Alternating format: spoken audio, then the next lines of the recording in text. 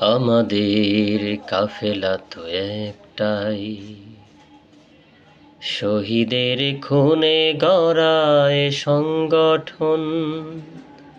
একটি দেহের মাঝে লাখো প্রাণের বাস, কেন সেই প্রাণে আজ বিভেদ ভাঙন?